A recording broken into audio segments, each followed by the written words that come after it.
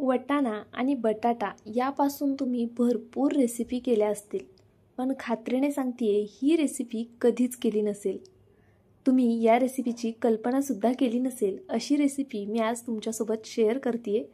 आता मार्केटमध्ये भरपूर प्रमाणात वाटाणा उपलब्ध आहे, तर नक्कीच तुम्ही ही रेसिपी एकदा करून पहा. तुम्हा सगळ्यांनाच खूप जास्त आवडेल. करायला अतिशय सोपी आणि त्याचबरोबर खायला खूप जास्त भन्नाट. पाहुणे आल्यावर आवर्जून करावी अशी ही रेसिपी. तर या रेसिपीसाठी आपल्याला लागणार आहे थोडासा वाटाणा आणि अगदी थोडा किसलेला बटाटा. इथे मी 2 लहान बटाटे छान असे बारीक किसणीने किसून घेतले. त्यानंतरनं हा बटाटा लगेचच आपल्याला 2-3 पाण्याने स्वच्छ धुवून घ्यायचा आहे. बटाट्यामध्ये बऱ्यापैकी स्टार्च असतो आणि मग बटाटा लवकर लाल पडतो, त्यामुळे मी इथे बटाटा छान असा धुवून घेतला. त्यानंतरनं यामध्ये पाणी घालूया आणि आता हा बटाटा जरा वेळ असाच ठेवून देऊया. तर पहा, आपल्याला फक्त 2 लहान बटाटे लागलेले आहेत. इथे तुम्ही एकच मोठा बटाटा घेतलात तरी चालणार आहे. आता त्यानंतरनं काय करायचं आहे, इथे वाटाणा घेतला आहे मी. या वाटाण्यामध्ये थोडंसं पाणी घालूया आणि थोडंसं मीठ घालून घेऊया. आता मीडियम फ्लेमवरती एक 5 मिनिटासाठी फक्त हा वाटाणा आपल्याला उकळून घ्यायचा आहे. वाटाणा शिजायला फारसा वेळ लागत नाही, फक्त 5 मिनिटं तुम्ही ठेवलात तरी हा आरामात शिजला जातो. तर पहा, इथे आपण वाटाणा शिजण्यासाठी ठेवला आहे. तोपर्यंत आता आपण इथे कांदा कट करून घेऊया. तर इथे मी एक लहान कांदा घेतलेला आहे. कांद्याची साल काढून कांदा छान धुवून घेतला आणि त्यानंतरनं व्हिडिओत दाखवते ना अगदी त्या पद्धतीने छान बारीक असा कांदा हा चिरून घ्यायचा आहे. या रेसिपीसाठी आपल्याला खूप कांदा वापरायचा नाही आहे बरं का. कांदा एकच घ्यायचा आहे लहान आणि तोही छान असा बारीक चिरायचा आहे. पाहू शकता अगदी या पद्धतीने. तर इथे मी हा संपूर्ण कांदा चिरून घेते. तुम्ही यामध्ये अजून कोणते पदार्थ घालू शकता ते सुद्धा मी पुढे तुम्हाला सांगणार आहे. तुम्ही जर चॅनलवरती नवीन असाल आणि अजून चॅनलला सबस्क्राईब केलेलं नसेल तर प्लीज सबस्क्राईब नक्कीच करून घ्या. त्याचबरोबर तुम्ही माझा हा व्हिडिओ कुठून पाहताय ते सुद्धा मला लगेच कमेंट करून कळवा. तर पहा, इथे ना आपण कांदा छान असा बारीक चिरून घेतला. त्यानंतरनं भरपूर अशा लसणाच्या पाकळ्या घेतलेल्या, त्यासुद्धा छान अशा बारीक चिरून घ्यायच्यात. तुम्ही हवं तर लसूण ऑन ऑफ मोडवर मिक्सरला दरदरीत असा फिरवून घेतलात ना तरीसुद्धा चालणार आहे. पण हा लसूण थोडा आहे आणि मग तो व्यवस्थित असा बारीक होणार नाही, त्यामुळे मी शक्यतो असा चिरून घेते. तर पहा, मी इथे संपूर्ण लसूण याच पद्धतीने असा चिरून घेतलेला आहे. छान असा जमेल तितका बारीक आपल्याला ओबडधोबड असा हा चिरून घ्यायचा आहे. त्यानंतरनं काही हिरव्या मिरच्या घेतलेल्या आहेत. आता पहा, इथे मी ना 4 हिरव्या मिरच्या घेतल्यात. ह्या मिरच्या तिखट आहेत. जर तुम्ही कमी तिखटाच्या मिरच्या वापरत असाल तर तुम्हाला मिरची जास्त लागू शकते, किंवा जर लहान मुलांसाठी करताय तर एकच मिरची घातलीत तरी चालेल. तुमची मुलं जर तिखट खात असतील तर जास्त मिरची घातलीत तरी चालेल. म्हणजे थोडक्यात काय, मिरची तुम्हाला तुमच्या आवडीनुसार कमी जास्त करायची आहे. एका मिरचीचे अशा पद्धतीने मी 4 भाग करून घेतले. त्यानंतरनं ही मिरची अशी बारीक चिरून घ्यायची, म्हणजे जरी दाताखाली आली ना तरी तिखट जाणवत नाही. तर पहा, या पद्धतीने मी छान अशी मिरची बारीक चिरून घेते. अगदी बारीक चिरायची अशी. तर चला, आता आपली मिरचीसुद्धा चिरून झालेली आहे. आता काय करायचं, आपल्याला एक वाटी घ्यायची आणि यामध्ये ना आपल्याला कॉर्नफ्लॉवर घालायचे. जर तुमच्याकडे कॉर्नफ्लॉवर नसेल किंवा तुम्हाला कॉर्नफ्लॉवर वापरायचं नसेल तर तुम्ही कॉर्नफ्लॉवरऐवजी गव्हाचं पीठ, तांदळाचं पीठ, ज्वारीचं पीठ, बाजरीचं पीठ किंवा बेसन पीठसुद्धा घेऊ शकता. आता याच पिठामध्ये ना आपल्याला चवीनुसार मीठ घालून घ्यायचे. मीठ थोडं बेतात घालायचं. त्यानंतरनं मी इथे जिरे पावडर घालून घेतलेली आहे आणि पांढरे तीळ. जर तुमच्याकडे जिरे पावडर नसेल तर अखंड जिरे घातलेत तरी चालेल, किंवा मग स्किप केलेत तरीसुद्धा चालेल. इथे मी जिरे पावडरसुद्धा घातलेली आहे आणि जिरेसुद्धा घालून घेतले. आता पहा, यामध्ये आपण थोडंसं पाणी घालायचं आणि अशा पद्धतीने हे छान असं मिक्स करून घ्यायचं. पिठामध्ये पाणी घालत असताना अगदी थोडं थोडं करून घाला, म्हणजे पीठ एकदमच पातळ होणार नाही आणि याच्या गाठीसुद्धा होणार नाही. तर पहा, अशा पद्धतीने मी छान असं हे पाणी घालून मिक्स करून घेते आणि हे मला जरा घट्टसर वाटतंय, त्यामुळे मी यामध्ये अजून थोडं पाणी वाढवणार आहे. आपल्याला ही स्लरी आहे ना खूप अशी घट्ट ठेवायची नाही आहे, थोडीशी पातळच करायची आहे. पाहू शकता अगदी या पद्धतीने थोडी अशी पातळ ही स्लरी आपण तयार करून घेतली, अगदी अशी. तर चला, आता आपण ही स्लरीसुद्धा जरा वेळ बाजूला ठेवूया आणि पुढची तयारी करून घेऊया.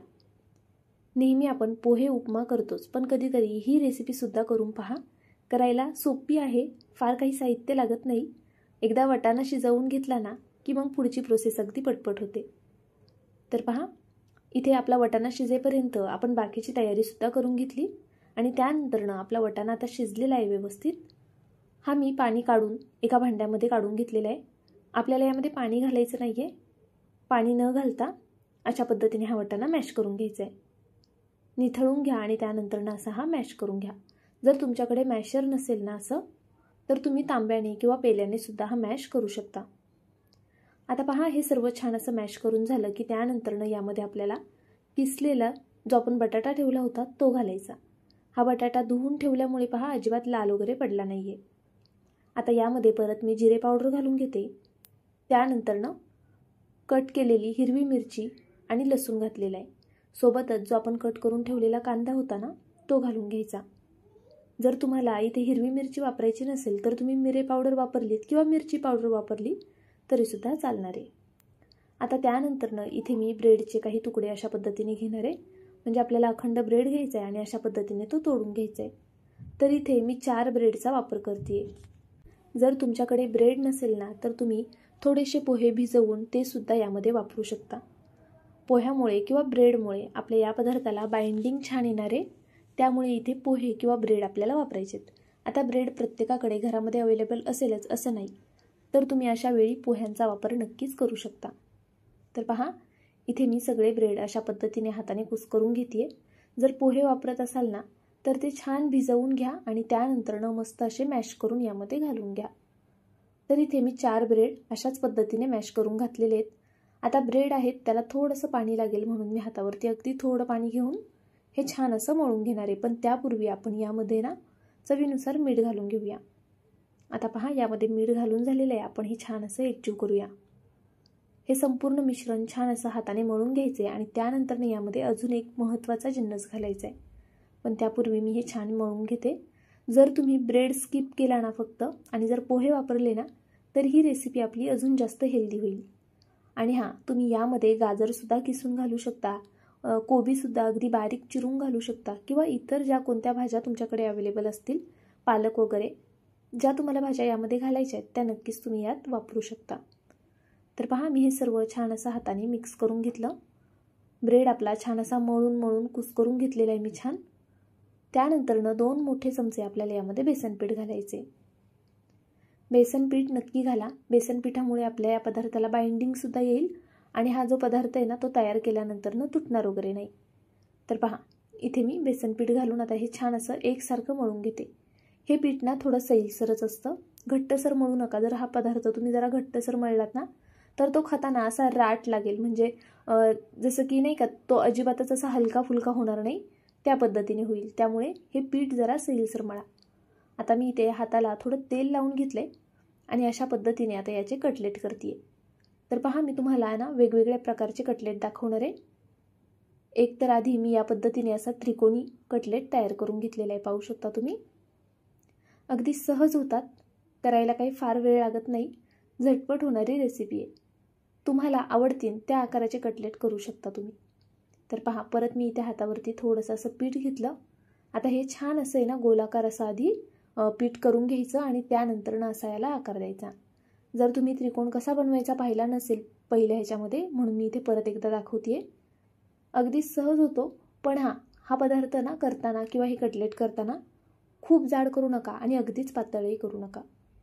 अगदी या पद्धतीने आपल्याला करून घ्यायचे. तुम्हाला हवं असल्यास तुम्ही यामध्ये चीजसुद्धा घालू शकता. मध्यभागी चीज ठेवा आणि त्यानंतर तुम्हाला हवा तो आकार याला देऊन घ्या.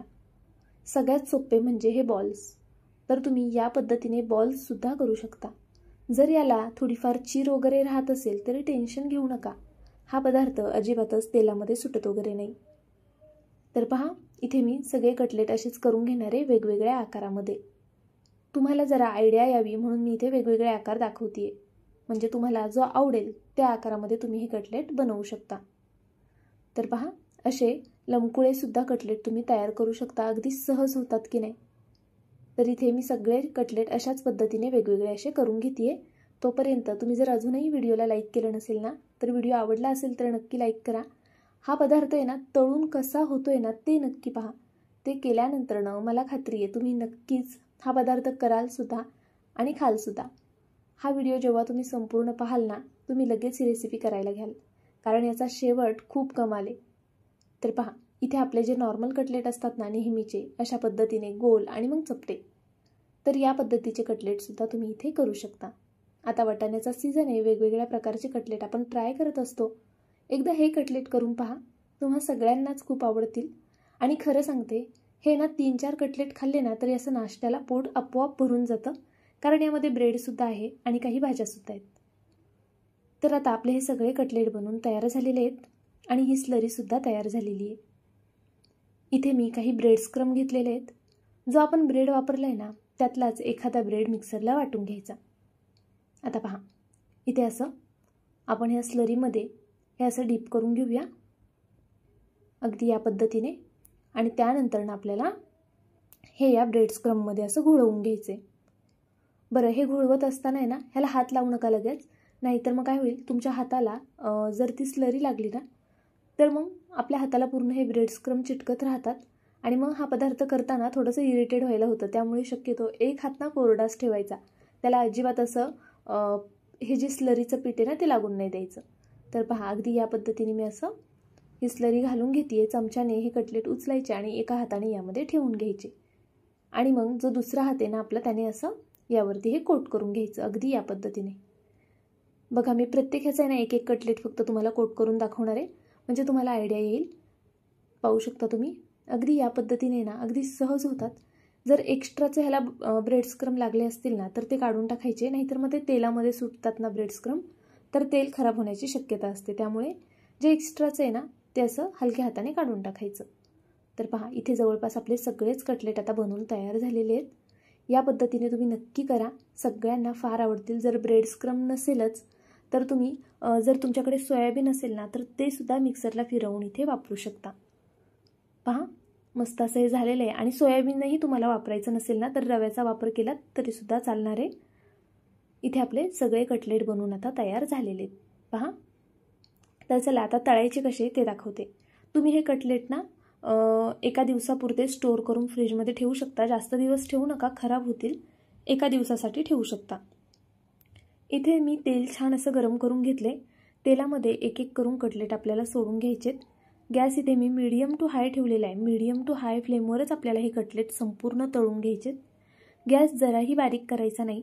जर तुम्ही गॅस बारीक केला तर हे कटलेट तेल पिऊ शकतात. यामध्ये आपण ब्रेडचा वापर केलेला आहे, त्यामुळे जर गॅस बारीक असेल ना तर नक्कीच हे कटलेट बऱ्यापैकी तेल पितील.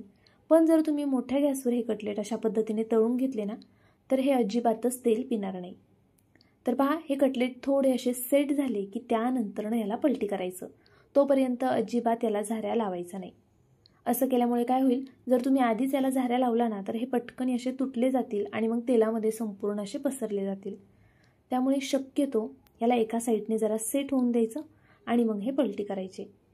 आता यामध्ये तसं बघितलं तर सगळे पदार्थ शिजलेले आहेत, फक्त बटाटा आणि बेसनपीठ कच्चे.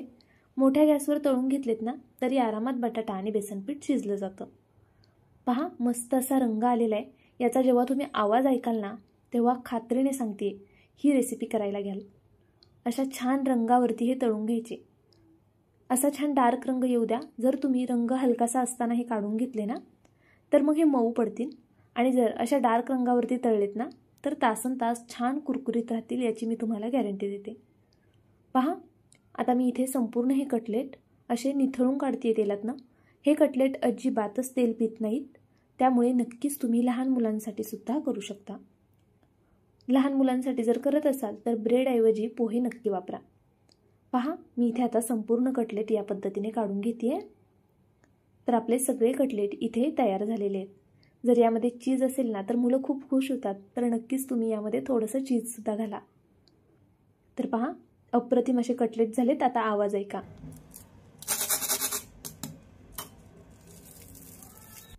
आहे की नाही, किती छान. आजच ट्राय करा आणि केल्यानंतर मला कमेंट करून कळवायला विसरू नका. त्याचबरोबर जाता जाता प्लीज व्हिडिओला एक लाईक करून घ्या. नवीन असाल तर सबस्क्राईबसुद्धा करून घ्या. आता हे कटलेट मी टोमॅटो केचपसोबत घेतलेले आहेत.